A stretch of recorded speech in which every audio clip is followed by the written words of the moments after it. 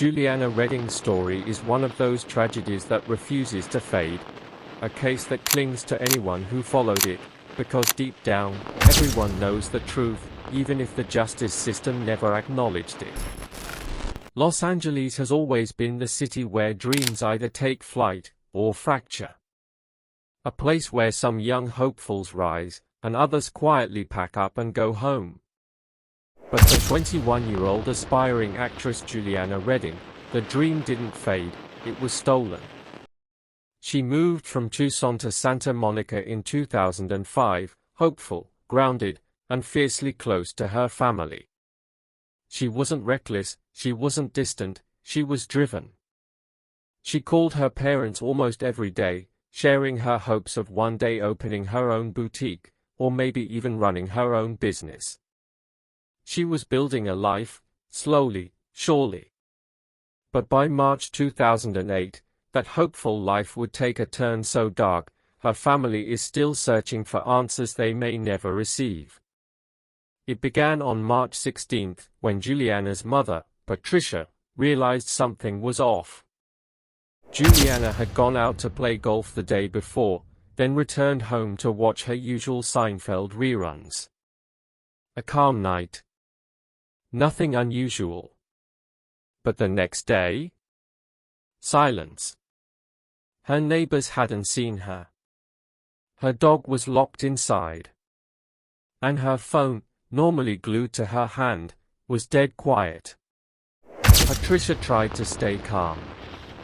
But by 6 p.m., that uneasy feeling hardened into fear. She called police, begging for a welfare check. When officers arrived, Juliana's car was still in the driveway. No signs of forced entry. Nothing immediately alarming, until they stepped inside. A heavy, suffocating smell of natural gas filled the bungalow. A candle burned near the entrance. And the stove, someone had turned the burners on, intentionally. One spark. One shift. One breath too close, and the entire home would have been blown apart, erasing every trace of what happened inside.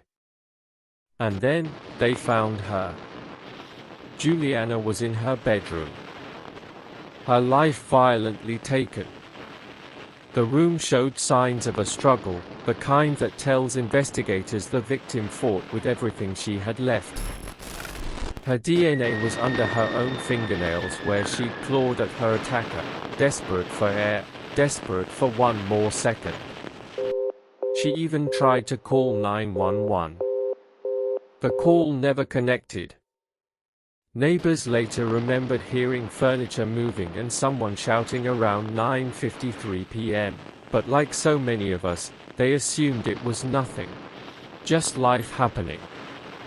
But inside that bungalow, Juliana was fighting for hers. Police were left with few leads, until her father mentioned a name. John Gilmore.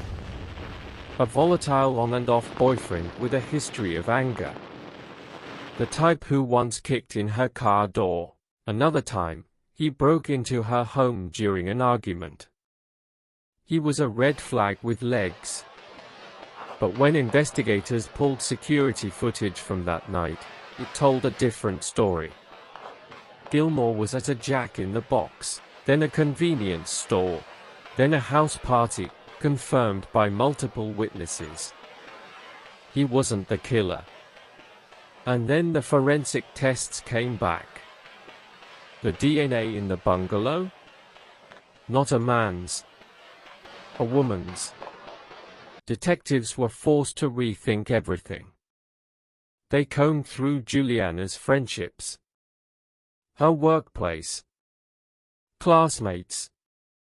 Rumors of jealousy, competition, old grudges, but every woman they tested came up clean.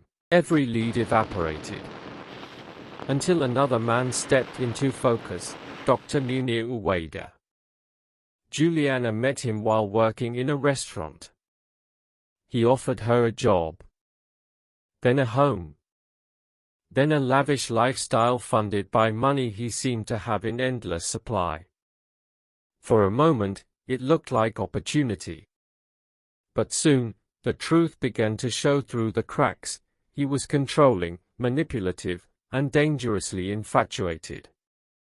He even proposed to her, promising a luxury car, promising a life she never asked for. But Juliana wasn't naive. She sensed something was off. When her father dug deeper, he discovered a devastating truth: Munir was married, with 3 children, in Lebanon. Juliana cut him off completely. And she meant it. But her father was still connected to Munir through a business deal, a deal he pulled out of after realizing Munir's operations didn't look entirely legal. 1 week later, Juliana was dead. Munir's DNA wasn't at the scene. But police couldn't ignore the timing. And then, they learned he'd already left the country. Investigators shifted their attention to the women around him, especially those who had worked closely with him. One name rose to the top: Kelly Sapak, 47 years old, a former real estate broker, and someone Munir had transferred over $1 million to in just 18 months. Detectives placed Pak under surveillance. They collected her DNA secretly, from a cigarette but she discarded.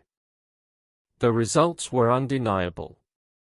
Her DNA was everywhere inside Juliana's bungalow, on Juliana's phone, on her clothes, on the locks on the front door, on the stove in the kitchen, on her throat. This wasn't accidental. This wasn't secondary transfer. This wasn't coincidence. Pak was arrested. Munir disappeared, almost certainly warned and protected overseas. The prosecution believed Munir ordered Pak to intimidate Juliana as revenge, either for leaving him or for damaging his business deal. They believed Pak was his enforcer. They believed the confrontation escalated, and Juliana paid with her life. But in court, everything collapsed. The judge ruled that prosecutors couldn't mention the hit job theory without direct evidence connecting Munir to the order. The jury never heard the full story, just the DNA. Just the physical proof. Just the fragments. Pak's lawyers crafted doubt like a weapon. She wasn't there. It was secondary transfer. It came from old objects. She's innocent. And somehow, it worked. In 2013, after years of delays and a broken system, Kelly Sapak was found not guilty. Juliana's family watched her walk out of the courthouse, free, smirking, untouched, and the one man connecting them all, Munir, remained safely overseas, protected by a country with no extradition treaty. A man responsible for millions in medical fraud. A man whose patients accused him of disfigurement. A man who bragged about hiring a female James Bond. A man who simply vanished. Years later, he was arrested in Germany for fraud, but was freed again. Pak was also arrested in connection to that same criminal network, and she too slipped away. Juliana's family? They are still frozen in 2008, painting in her bedroom, holding on to memories instead of justice, living with a verdict that feels like a sentence. And the truth? This case isn't unsolved. It's unresolved. The evidence was there. The motive was clear. The suspects were known. But the system failed, not because it couldn't act, but because it wouldn't. And the people responsible? They are out there, living their lives, protected by distance, money, and loopholes. Juliana deserved better. Her family deserved justice. But sometimes, justice never comes. If this case gripped you, make sure to like the video and subscribe. We break down real crime cases every night. Until next time, stay sharp.